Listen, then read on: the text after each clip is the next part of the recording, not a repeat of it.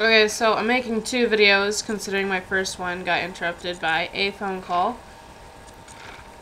It happens. I need to play some music because just talking in silence is awkward. Okay. As I was saying, my mom has, stage 4 throat cancer, epiglottis cancer. Like I said in my last video, I only got to talk about it for like 30 seconds, and then it's been a journey. And as I said in my last video, but you might not have seen it, my mom had been not acting like herself for 6 months, and I didn't understand it. Like, I mean, she just never got out of the house, you know, never talked to anybody, she never ate nothing, so... And her doctor, this is what gets me, she kept going into the hospital, like, at least once a month, saying, my throat hurts, you know, can you take care of it? And they'd be like, oh, here's some antibiotics. I don't understand how, like, that frustrates me the most, is that this all could have been avoided. Every little bit of it. It could have been avoided if this one doctor would have thought, well, you've had a sore throat for longer than most people should have, so, let me just check you out. No. 6 months pass. And then he's like, okay, let me, refer you to a doctor. Sends her to the wrong doctor, a stomach specialist, and the dude's like, yo, man, this is the wrong place. So then my mom waits another couple weeks, goes to this doctor, and they're like, we see something. We don't know what it is, but... like, they took an x-ray, and they're like, there's something in your throat that shouldn't be there. So, that's when I started freaking out, and I think I was still going to school then. Yeah, I was still going to school then. And I was, holy crap, like, it was bad. I was so scared. And then we found out that she had stage 2 cancer.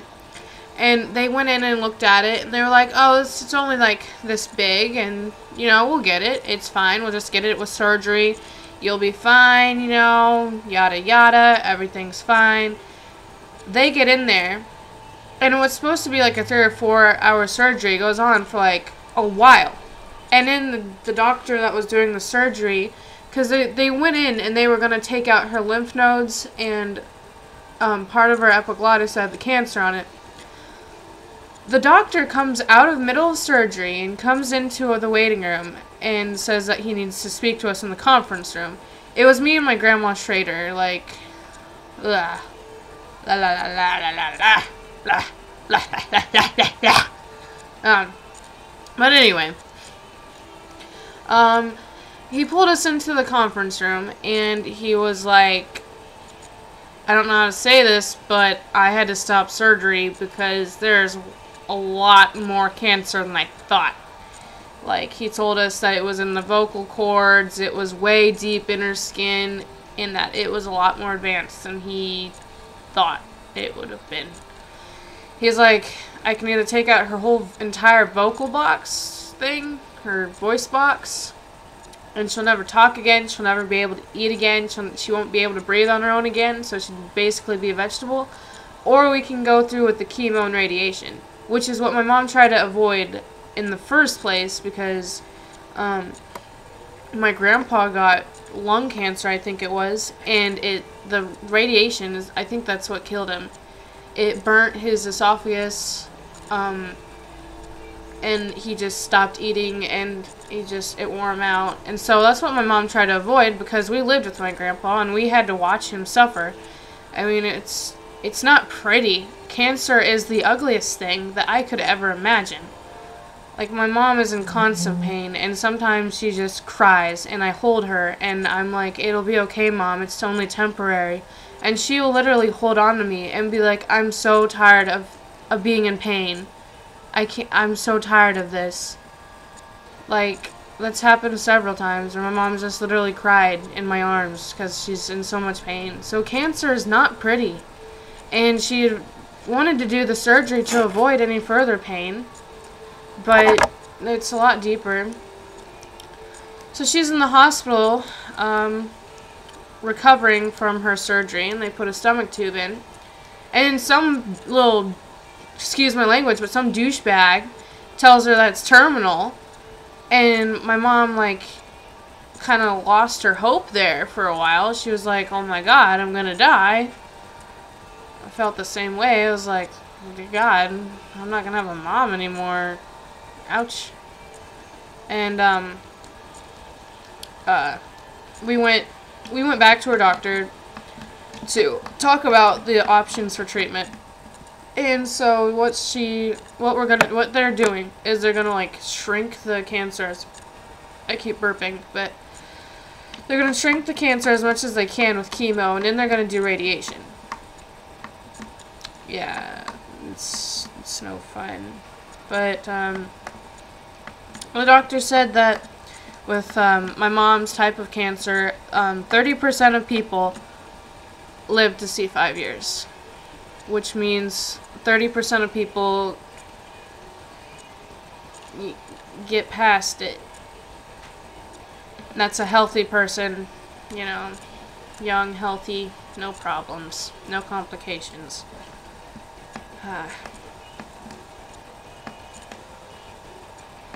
I don't know. I still don't know what to think. My mom's been in the hospital for a week. I've been just hanging out, you know, and thinking. So much to think about. But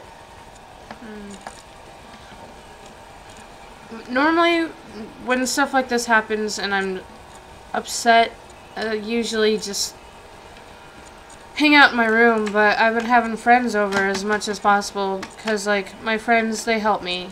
I mean, I'm sure a lot of people get annoyed when I'm around my friends, and I'm sure my neighbors are one of those people because, like, my friends are over here all the time.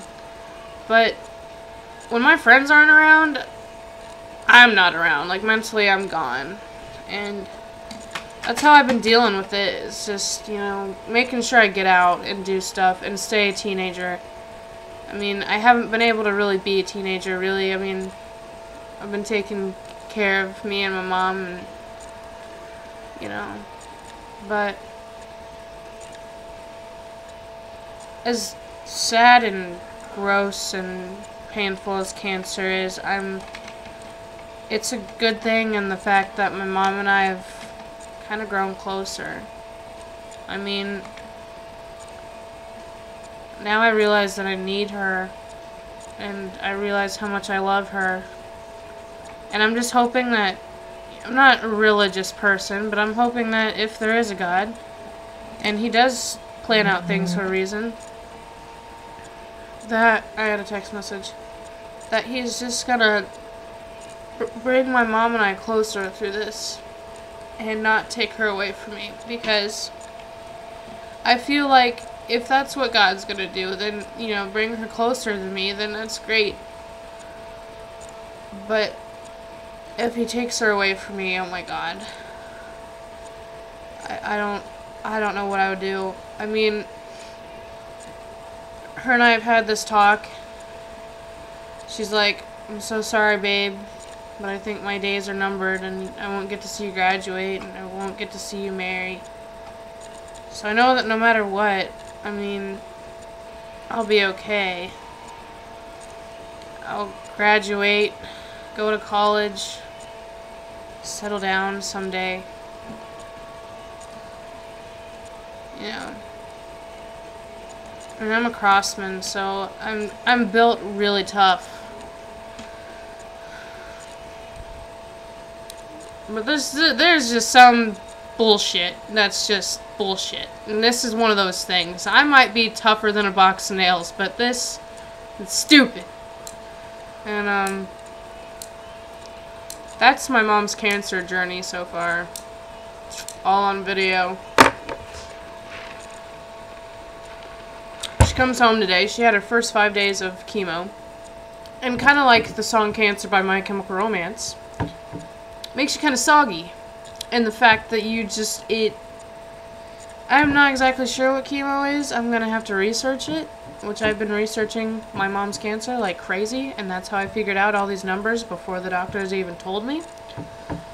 But chemo it's nasty. It makes you vomit. It's just, ugh, you're just exploding everywhere.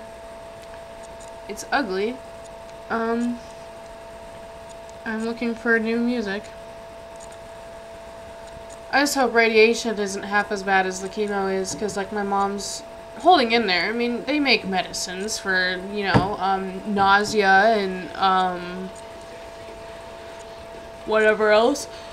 But they can't make medicines that make you a new person. Like, I'm hoping that the, radiation, she can still be with it. I'm sure I'll make a video again someday. I think I'm done with this one, though. I'm gonna just listen to this song and drink my sweet tea and call it a day.